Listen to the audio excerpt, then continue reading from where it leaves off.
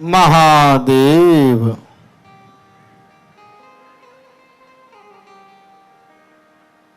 सेवा करनी है तो घड़ी मत देखो,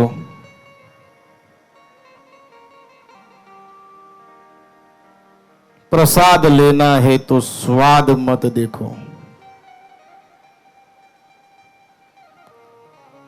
कथा सत्संग सुनना है तो जगह मत देखो, जहां स्थान मिल जाए वहां पे बैठ जाइए आप।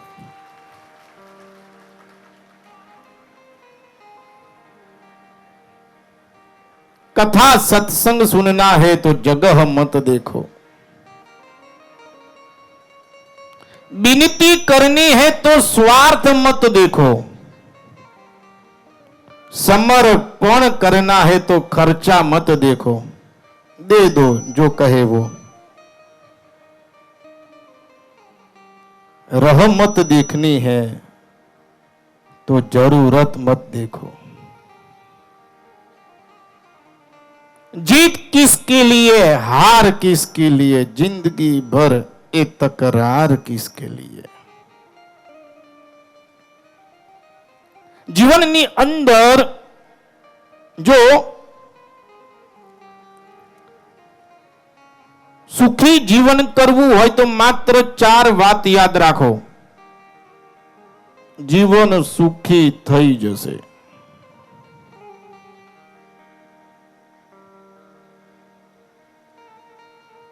ચાર જ વાત તમે યાદ રાખો, બીજું કાંઈ યાદ રાખવાની જરૂરત નથી। ચાર વાતની અંદર સૌ પ્રથમ તો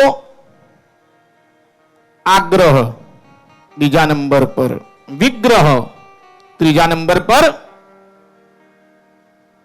પરિગ્રહ અને ચોથા નંબર પર પૂર્વાગ્રહ। આગ્રહ એટલે શું? તો જીવનની અંદર કોઈ પણ વસ્તુનો આગ્રહ તમે રાખશો નહીં। જીવનમાં એવું ન હોવું જોઈએ કે આ ન હોય તો ચાલે।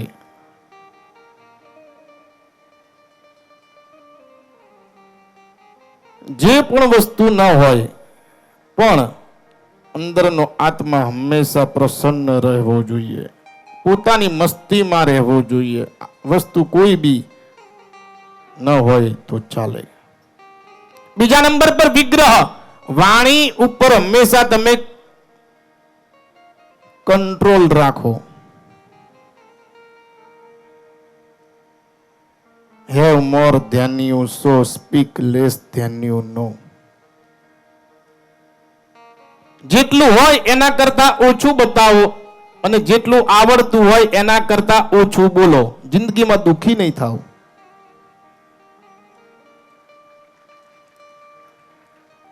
ત્રીજા નંબર પર પરિગ્રહ, સંપત્તિ માટે તમે પરિગ્રહ ન કરો। મનુષ્ય આખી જિંદગી એટલી મહેનત કરે, ખૂબ પૈસા કમાય, શરીરનું પણ ધ્યાન ના રાખે અને જ્યારે સમય શાંતિથી આવે ત્યારે બીમાર પડે। જે પૈસા કમાયા હોય એ એના આરોગ્ય પાછળ ખર્ચવાના થાય। પૈસા કમાઓ પણ સાથે શરીરનું પણ ધ્યાન રાખવું। અને ચોથા નંબર પર પૂર્વાગ્રહ, ભવિષ્યમાં કોઈ વ્યક્તિથી લાભ થશે એવું ધારીને તમે કોઈ સંબંધ વધારો અથવા કોઈ વ્યવહાર કરો એટલે હંમેશા તમે દુખી થાવ થાવ અને થાવ જ। અંગત પાસે અપેક્ષા રાખવી એ ગુનો નથી, અંગત પાસે અપેક્ષા રાખવી એ ગુનો નથી, પરંતુ અપેક્ષા રાખીને અંગત બનાવવો એ ગુનો છે।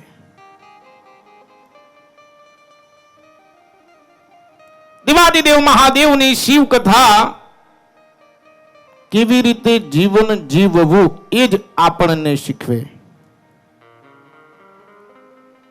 અદ્ભુત રસમય આ કથા।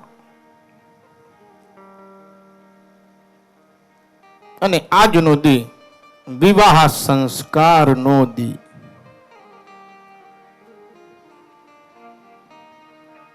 ભગવાન શિવના વિવાહ સંસ્કારની અંદર જોડાવું, મેં કહ્યું તું એ પ્રમાણે દરેક તૈયાર થઈને આયા ખરા.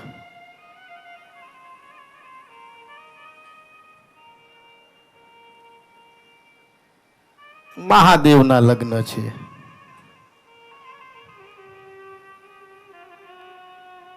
જ્યોતિષનું ખૂબ મહત્વ એ વિષયમાં આપણે ગઈકાલે જાણ્યું. શાસ્ત્ર એવું કહે, સારા જ્યોતિષીનો સહારો લેવો. નારદ હિમાલયને ત્યાં પધાર્યા અને કહ્યું, હે નારદ, આપ તો તત્વને જાણનારાઓ છો. ભૂત ભવિષ્ય વર્તમાન સંપૂર્ણ આપને ખ્યાલ જ છે. આ દીકરીનું ભવિષ્ય કાંઈ કહો. નારદ કહે, હો ઈ પૂજ્ય સકલ જગ માહી, એહી સેવત કछु દુર્લભ નાહી, એહી કર નામો સુમીરી સંસારા, ત્રિય ચડી અહીં બસી ધારા. આ તમારી દીકરી આ જગતમાં પૂજનીય થશે, માનનીય થશે. જે પણ સ્ત્રી આને એનું આરાધન કરે, એને સેવે, તો એની માટે કાંઈ જ દુર્લભ નહીં રહે. જે સ્ત્રી માં ભગવતીનું આરાધન કરે એ ઈચ્છે એ એને પ્રાપ્ત થાય ને થાય જ. અને હિમાલય, આ દીકરી તમારું નામ રોશન કરશે આ જગતમાં. પણ આમ તો તમારી દીકરીના સંપૂર્ણ ઉત્તમ લક્ષણો છે, પણ 2-4 અવગુણો છે. હિમાલય કહે, એવા તો કેવા અવગુણો છે? જાગી જટિલ અચકામન. હે હિમાલય, આના હાથમાં એવી રેખાઓ પડી છે કે આને યોગી જટાધારી નિષ્કામ હૃદય વાળો, અમંગલ વેશ વાળો એવો પતિ એને મળશે. કારણ કે એના હાથમાં એવી રેખા પડી છે. નારદ મુને એ જે વચન કહે, એ વચન કહેતા જ હિમાલયને ઘણો ખેદ થયો, મેનાને ઘણો ખેદ થયો. અરે આવું, એનો કઈ ઉપાય તો હશે ને નારદજી?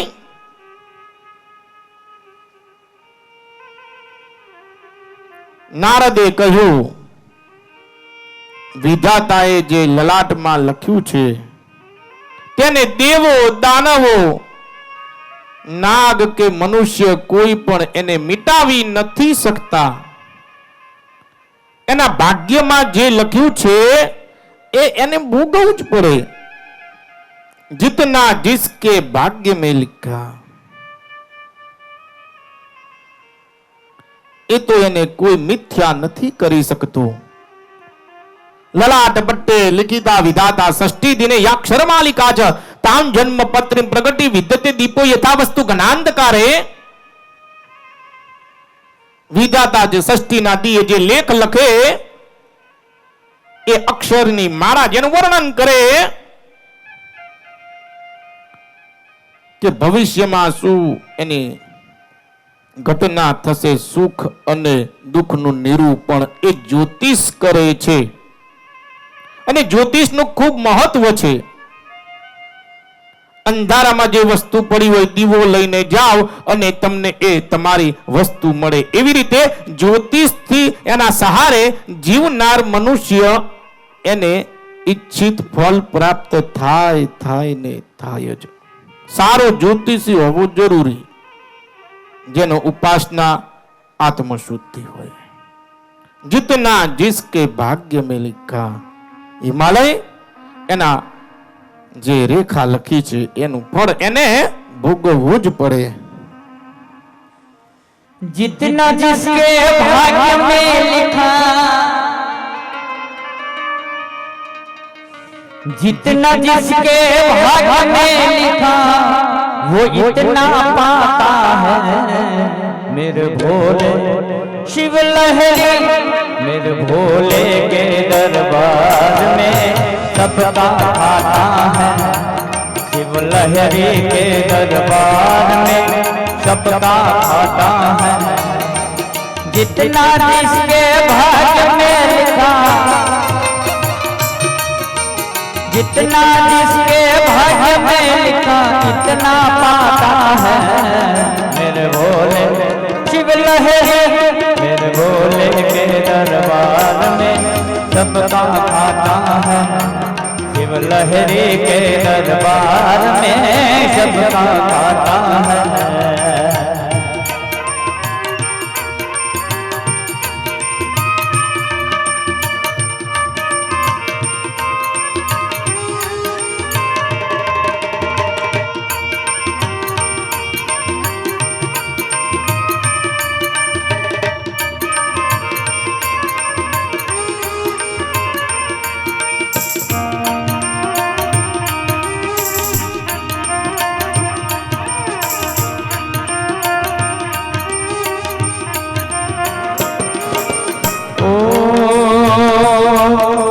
राजा हो या रंग सब भी हैं उनके चौकीदार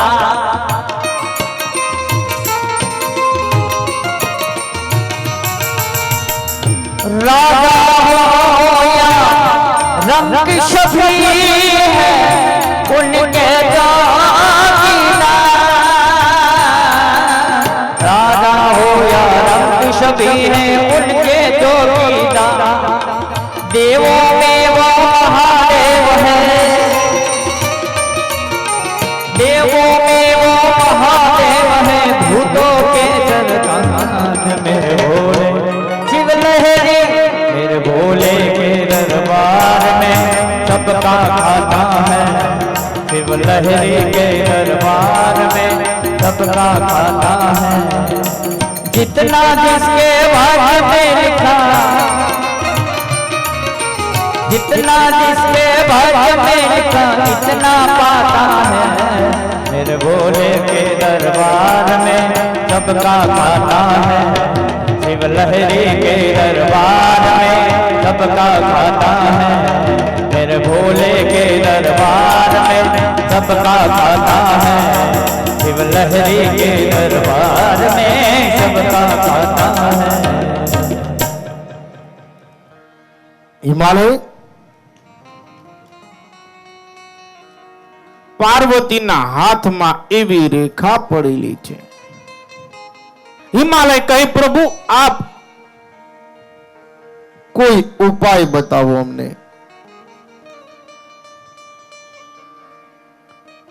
તમે કહ્યું કે 2-4 અવગુણો છે પરંતુ આ દૂર કેવી રીતે થાય નારદ કહે હે હિમાલય મેં જે વર્ણન કર્યું કે આને યોગી જટાધારી નિષ્કામ હૃદય વાળો અમંગલ વેશ વાળો આને જે પતિ મળે આ દરેક ગુણો શિવજીમાં છે અને તમારી દીકરીના વિવાહ સંસ્કાર જો મહાદેવ સાથે થાય ને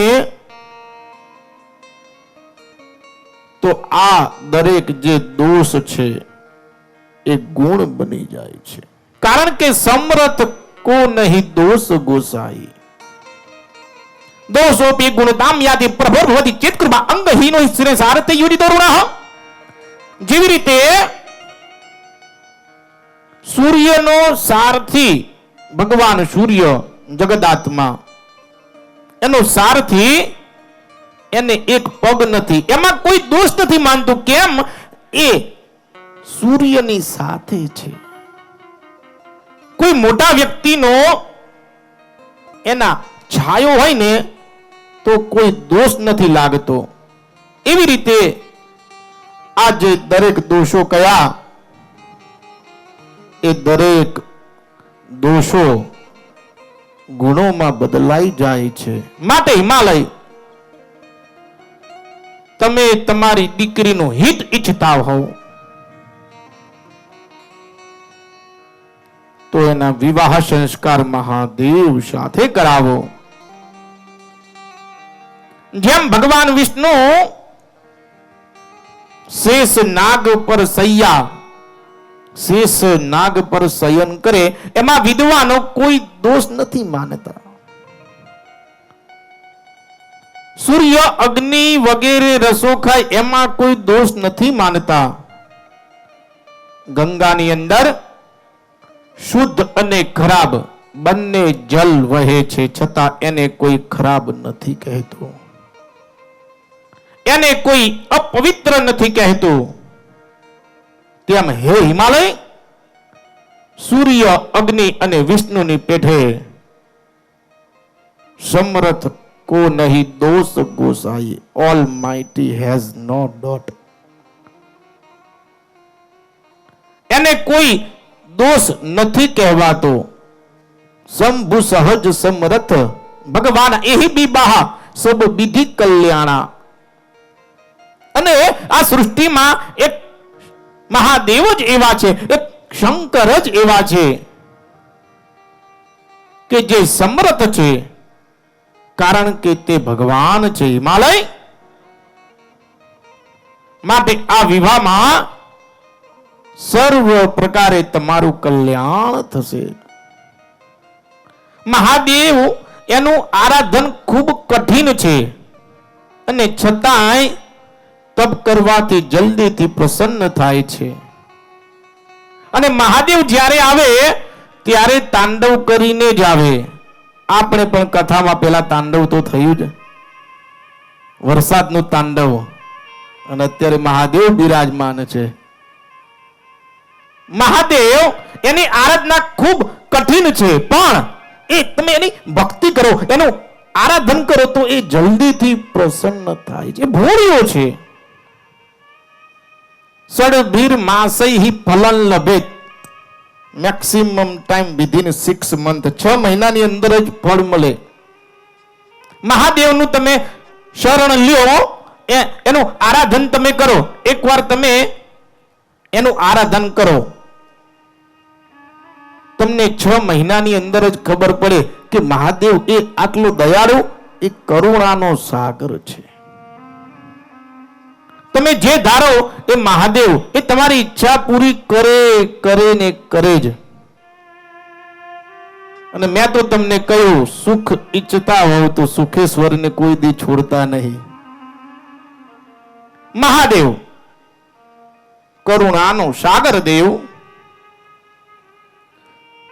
તમારી કુમારી જો જપ કરે તો ત્રિપુરા શંકર એનું ભાવિ મિટાડી શકે છે. માટે હિમાલય, તમારી દીકરીને તમે એ નાનપણથી સંસ્કાર દો. તમે આ જગતમાં અનેક વર છે, પણ તમારી દીકરી માટે શિવજી કરતા બીજો કોઈ ઉત્તમ નથી. નારદજી કહે એનું કલ્યાણ જ થશે. મેનાને ખૂબ દુઃખ લાગ્યું. અરે આના ભાગ્યમાં આવો. મેના એના સ્વામીને હિમાલયને કહે, હે સ્વામી, જો ઘર વર કુળ કન્યાને યોગ્ય નહીં હોય તો આપણે એના વિવાહ સંસ્કાર નહીં કરાવીએ. ભલે આખી જિંદગી એ કુંવારી રહે. નહીં તો આખું જગત એવું કહેશે કે પર્વત તો સ્વભાવથી જ જળ હોય, માટે એને આવો નિર્ણય લીધો. હિમાલય કહે, મેના, તમે સંતાપ ત્યજો.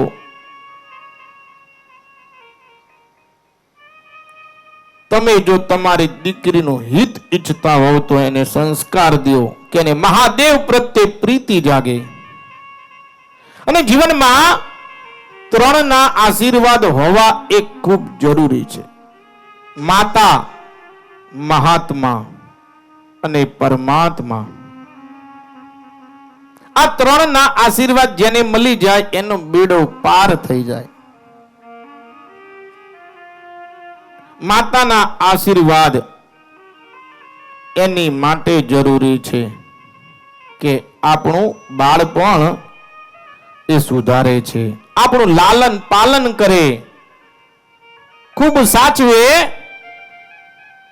માટે માતાના આશીર્વાદ એ ખૂબ જરૂરી છે. બીજા નંબર પર મહાત્મા. યુવાન અવસ્થામાં કાંઈ વ્યસન ન થાય, આપણી જુવાની એ સુધારી લે માટે મહાત્માના આશીર્વાદ ખૂબ જરૂરી છે. અને વૃદ્ધા અવસ્થા એની માટે પરમાત્માના આશીર્વાદ જરૂરી છે. આપણું મોત સુધારે માટે પરમાત્માના આશીર્વાદ ખૂબ જરૂરી છે. માતા મહાત્મા અને પરમાત્મા. પરંતુ આજનો મનુષ્ય बचपन में मां अच्छी लगती है, जवानी में पत्नी अच्छी लगती है, वृद्धावस्था में पोता अच्छा लगता है और अंत समय ભગવાન અચ્છા લગતા હૈ.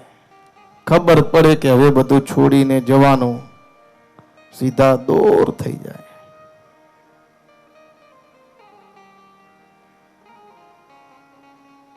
માતા મહાત્મા ને પરમાત્મા અને છોકરાઓને જંગલના વૃક્ષની જેમ બનાવવાના, થોડી તકલીફ પડવા દેવાની. કુંડામાં જે છોડ હોય એવી રીતે ન ઉછેરવો. જંગલનો છોડ એ જે હોય, વૃક્ષ હોય, ગમે એટલી ગરમી પડે એ સહન કરી શકે, ગમે તે વાવાઝોડું આવે એ સહન કરી શકે, ઠંડી પડે એ સહન કરે. અને કુંડાનો ગમલાનો છોડ હોય તો મુરઝાઈ જાય. એને એવી રીતે તમે ઉછેરો કે થોડું કષ્ટ પડવા દેવાનું. જો તમે એનું ભવિષ્ય સારું ઈચ્છતા હોવ તો, નહીં તો યથા યોગ્યમ તથા કરું, 21 તારીખે પૂરું.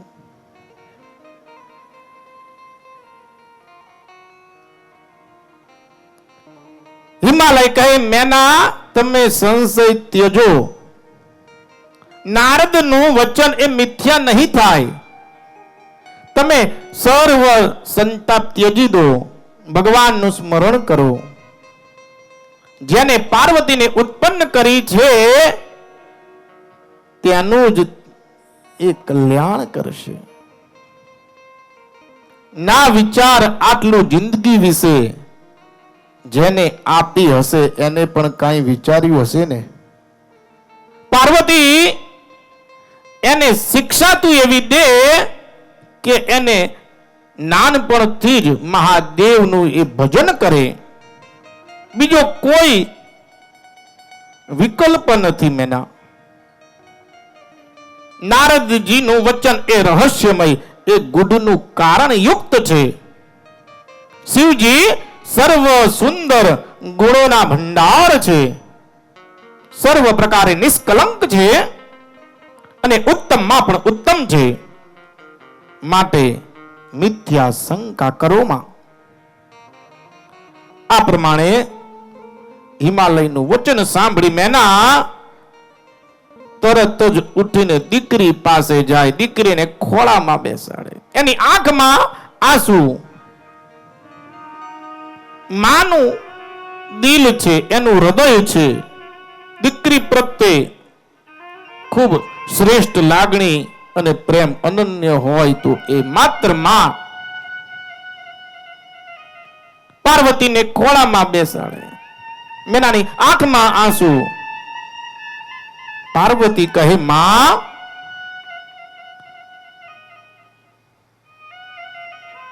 મેનાનો કંઠ ગળો થઈ ગયો.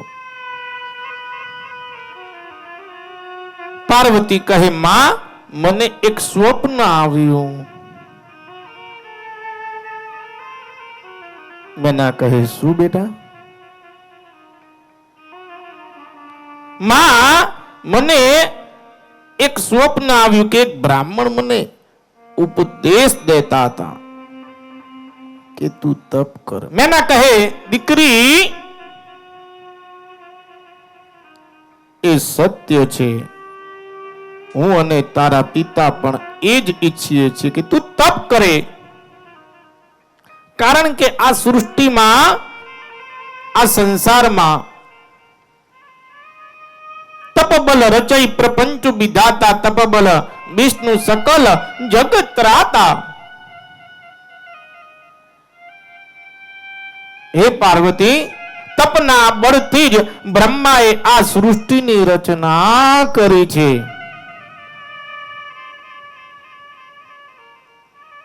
તપના બળથી જ, હે પાર્વતી,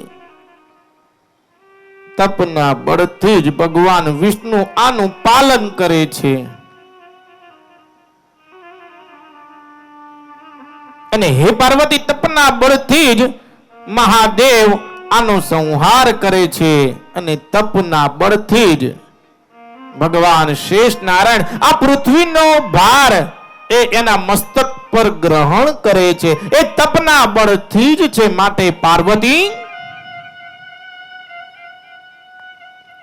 તું તપ કર. તારા માતા પિતા પણ એ જ ઈચ્છે છે. હે ભવાની, સમગ્ર સૃષ્ટિ તપના કારણે જ, એના આધારે જ રહી છે. વચન સાંભળતા પાર્વતી માતા પિતાના આશીર્વાદ ગ્રહણ કરે અને હર્ષપૂર્વક પાર્વતી વનમાં જાય છે.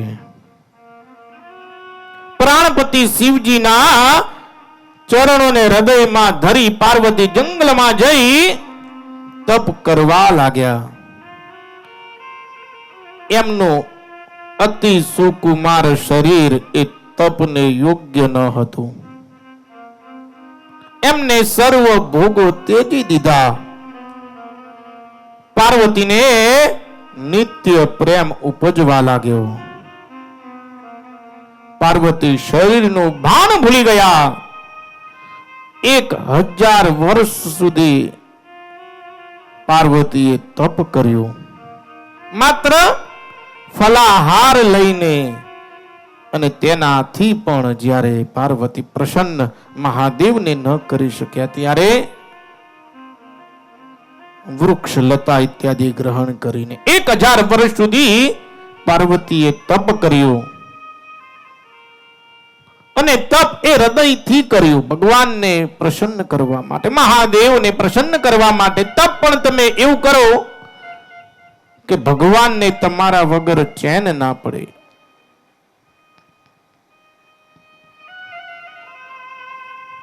જીવનમાં 2 વસ્તુ કોઈ દી છોડવી નહીં. એક તો ભજન અને બીજું ભોજન.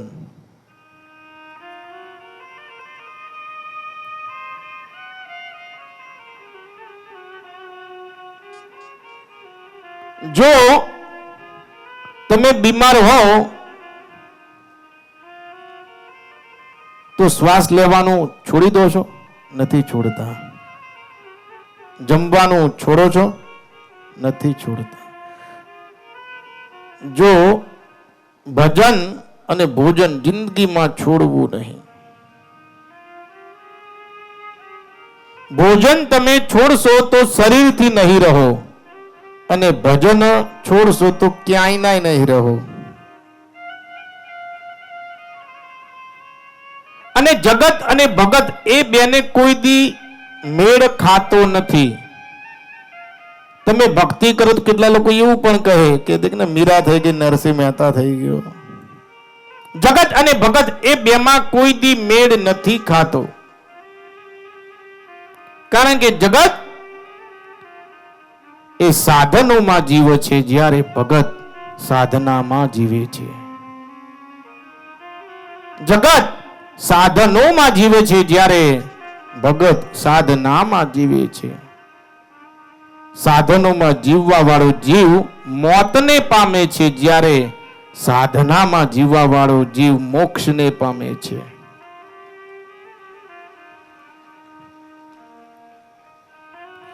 એક દી મીરા ભજન કરતી હતી. કયું ભજન?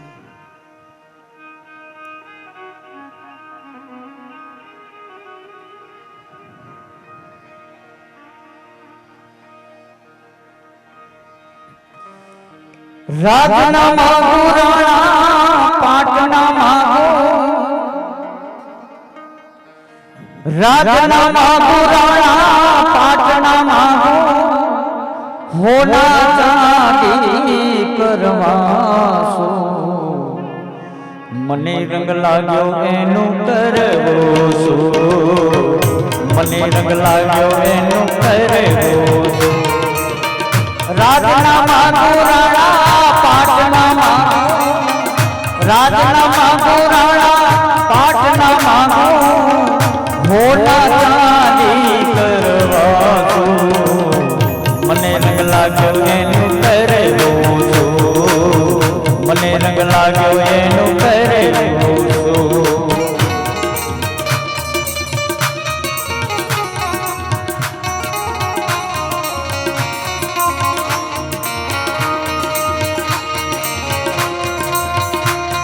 મહાદેવ.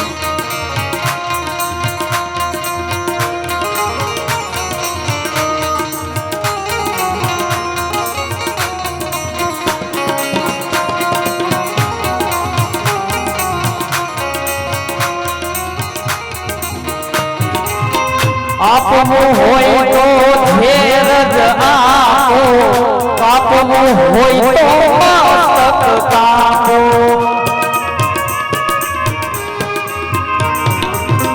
આપવું હોય તો ધીરજ આપો, કાપવું હોય તો મસ્તક કાપો. ડર રાખો તો મારા રામનો રાખો, ડર રાખો તો મારા રામનો રાખો. બીજા નગરથી ડરવો છો, મને રંગ લાગ્યો એનું કરવો છો, મને રંગ લાગ્યો એનું કરવો.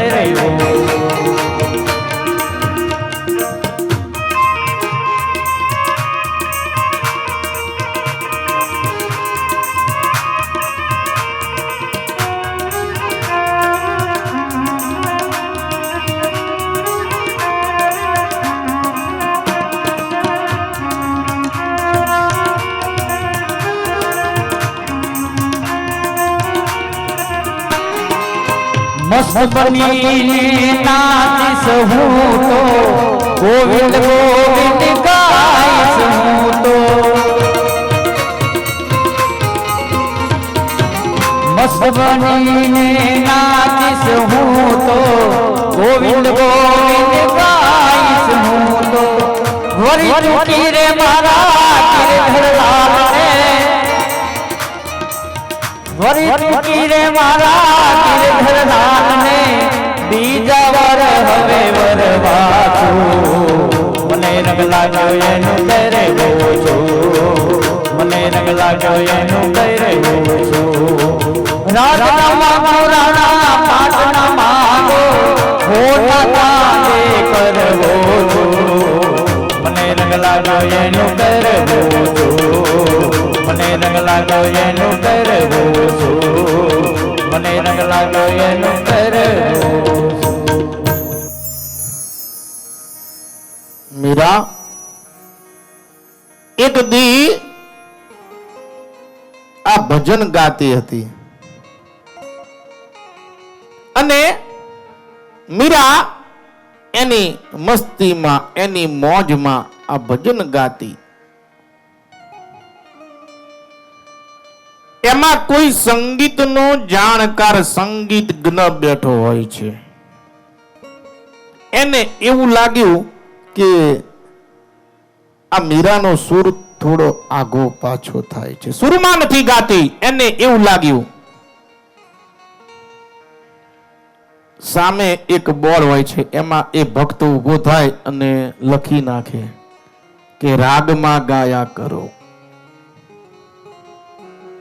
મીરા એની મસ્તીમાં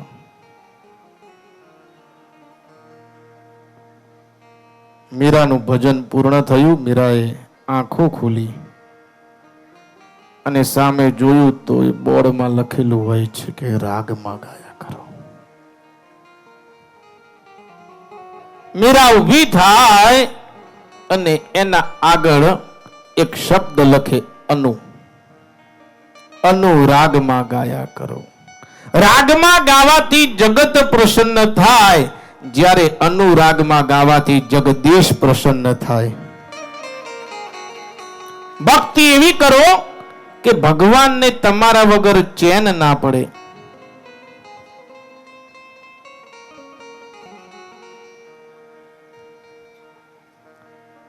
એક 1000 વર્ષ સુધી પાર્વતીએ તપ કર્યું. આકાશવાણી થઈ, હે પાર્વતી, હવે તમે બધા અસહ્ય જે ક્લેશો છે એ ત્યજી દો. આકાશવાણીથી અવાજ આવ્યો કે શિવજી તમને મળશે, તમે તમારી હઠ છોડી દો. જ્યારે તમને તમારા પિતા લેવા માટે આવે ત્યારે તમે કૃપા કરી તમારા ગૃહ તરફ પ્રયાણ કરજો, એવી આકાશવાણી થઈ. બીજી બાજુ તારકાસુરનો ત્રાસ ખૂબ વધવા લાગ્યો. દેવતાઓ ખૂબ ગભરાયા. દરેક દેવતાઓ બ્રહ્માજી પાસે ગયા, સ્તુતિ વંદના કરવા લાગે. હે બ્રહ્મા, હે પરમપિતા, આ તારકાસુરનો ત્રાસ ખૂબ વધે, અમને ખૂબ હેરાન પરેશાન કષ્ટ ખૂબ અમને દે છે, અમને બચાવો. એવો કઈ ઉપાય કરો કે એનું મૃત્યુ થાય, નહીં તો અમે જીવિત નહીં રહી શકીએ. ત્યારે દેવતાઓને દુઃખી જોઈ બ્રહ્મા કહે, હે દેવો, તારકાસુરને એ વરદાન છે કે તેનું મૃત્યુ ત્યારે જ થાય જ્યારે શિવ અને પાર્વતીનું મિલન થાય, એ સિવાય એ શક્ય નથી. અને સતીએ જે દેહનો ત્યાગ કર્યો એ પાર્વતી સ્વરૂપે હિમાલયને ત્યાં જન્મ લીધો છે અને તેને શિવજીને પ્રસન્ન કરવા માટે પણ તપ કર્યું છે. પરંતુ સતીના દેહ ત્યાગ પછી મહાદેવે સમાધિ લગાવેલી છે, અખંડ સમાધિ.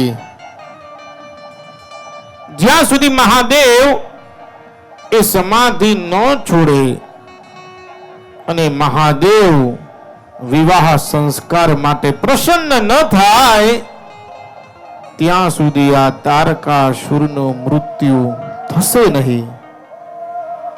મહાદેવ એ ખૂબ નિજાનંદી છે.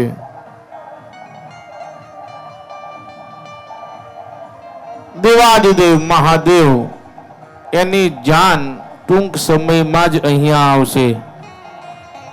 દરેક પોતાનું સ્થાન જાળવી રાખજો. અદ્ભુત મહાદેવનો આજે એક લાવો છે.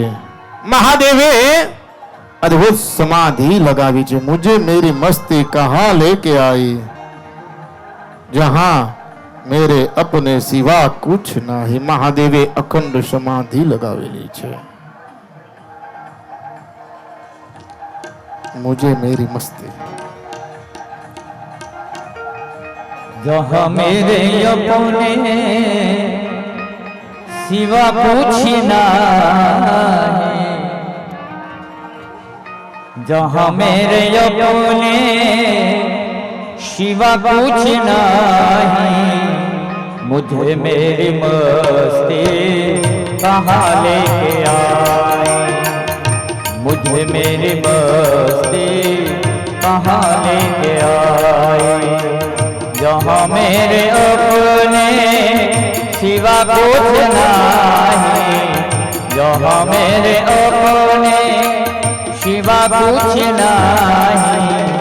मुझे मेरी मस्ती कहाँ लेके आई, मुझे मेरी मस्ती मस्ती कहाँ लेके आई।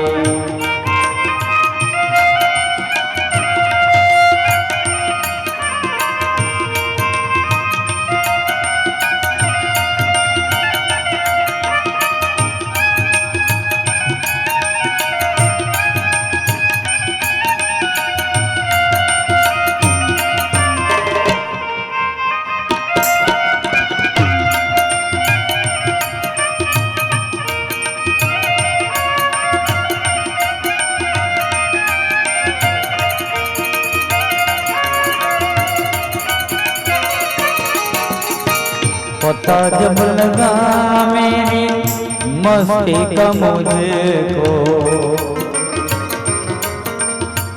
पता जब लगा मेरी मस्ती का मुझको, पता जब लगा मेरी मस्ती का मुझको, पता जब लगा मेरी मस्ती का मुझको, शिवा मेरे अपने शिवा मेरे अपने कहीं कुछ नहीं। मुझे मेरी मस्ती कहाँ लेके आई, मुझे मेरी मस्ती मस्ती कहाँ लेके आई।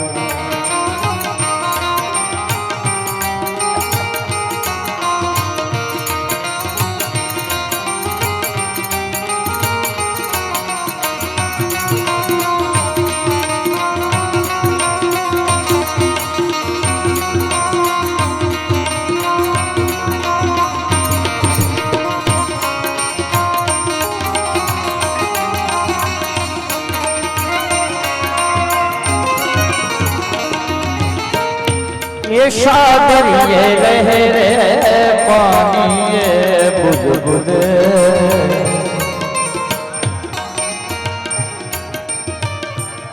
ये सागर ये लहरे पानी ये बुलबुल, कल्पित है जल के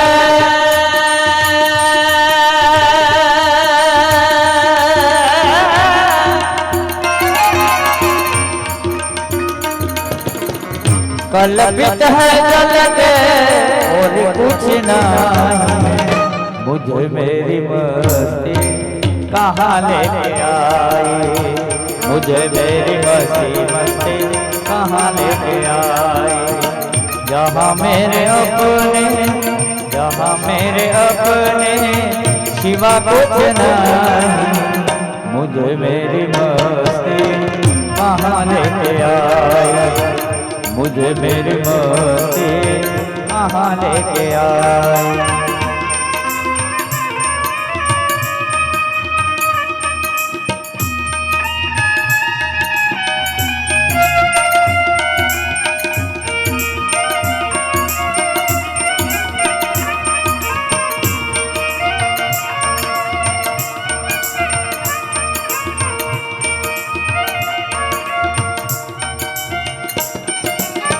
पता जब लगा मेरी हस्ती का मुझको,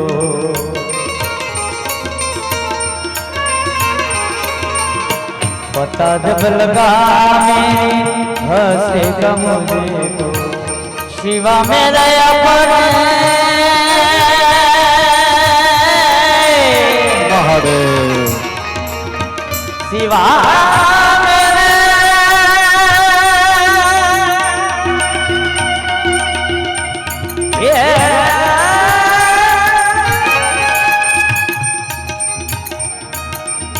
शिवा मेरे अपने, शिवा मेरे अपने कहीं कुछ नहीं। मुझे मेरी मस्ती कहाँ लेके आई, मुझे मेरी मस्ती मस्ती यहाँ लेके आई। मुझे मेरी मस्ती मस्ती कहाँ लेके आई, मुझे मेरी मस्ती कहाँ लेके आई, मुझे मेरी मस्ती कहाँ लेके आई। મહાદેવે અખંડ સમાધિ લગાવેલી છે. આજ આનંદ, આજ ઉમંગ. મહાદેવની જાન ટૂંક જ સમયમાં પધારશે. વાનર રાજ આવી ગયા છે.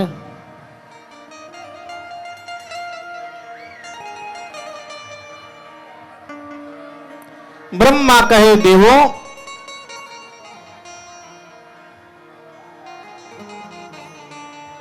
જ્યારે મહાદેવે આવી અખંડ સમાધિ લગાવેલી હોય એમાં કોઈ ભંગ ન પડાવી શકે. પણ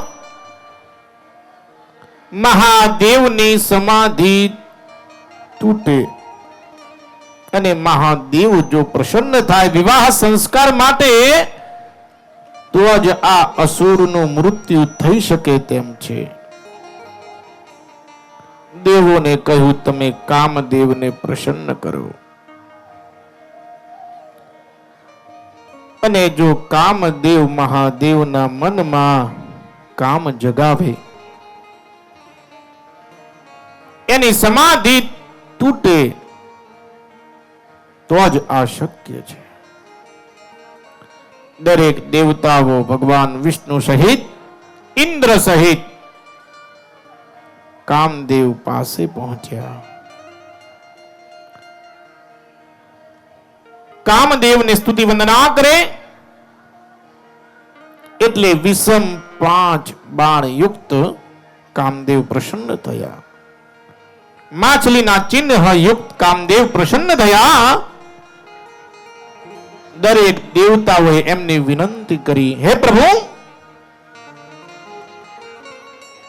આપ અમારું એક કાર્ય કરો. મહાદેવે અખંડ સમાધિ જે લગાવેલી છે એને તમારે ભંગ કરવાની છે.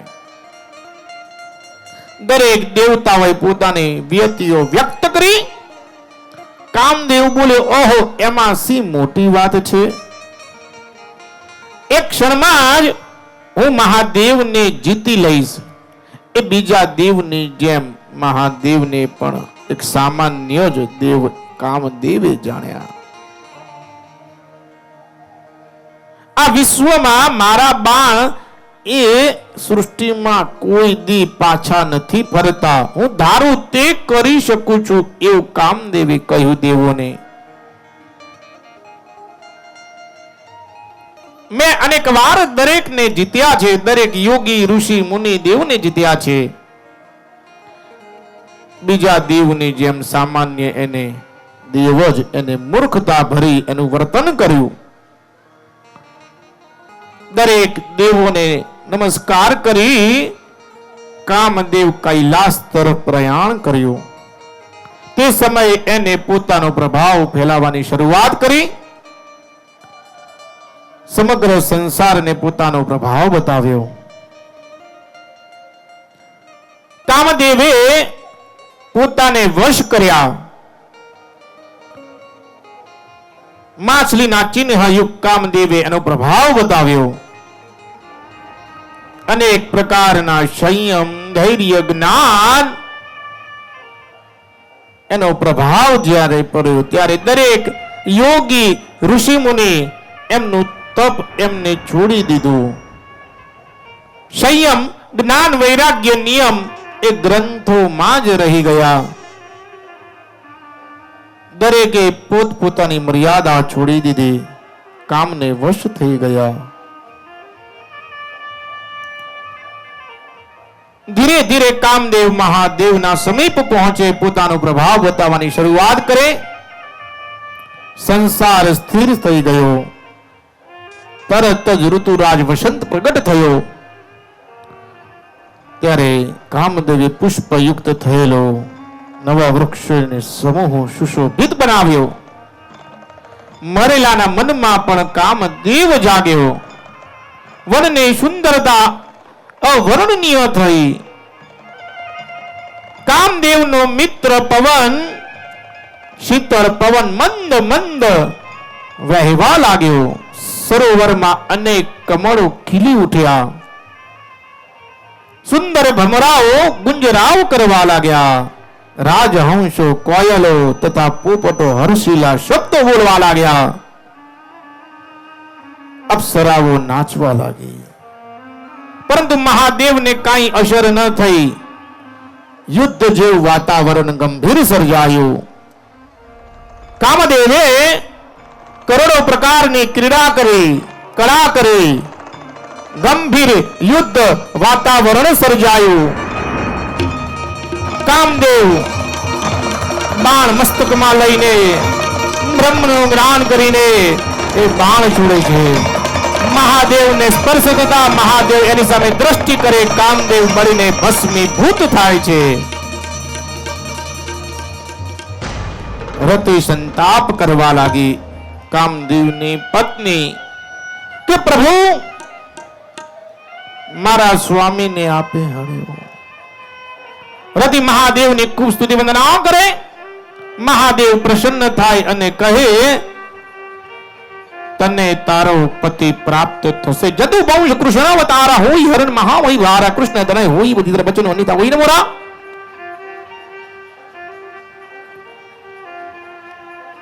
બ્રહ્મા અને વિષ્ણુ સહિત દરેક દેવતાઓ મહાદેવને આજીજી કરે. મહાદેવ દરેક દેવતાઓ તમારા વિવાહ સંસ્કાર જોવા માટે ઈચ્છે. મહાદેવ કહે હું વિવાહ કરું, પરંતુ પાર્વતીના પ્રેમ પ્રત્યે મહાદેવ પ્રસન્ન થયા. કંકોત્રી લખવામાં આવી. દરેક દેવો મનોમન પ્રસન્ન થયા. હિમાલય લગ્ન તેડ્યા. બ્રહ્મા સહિત પહેલી કંકોત્રી મહાદેવને કૈલાસમાં પહોંચી.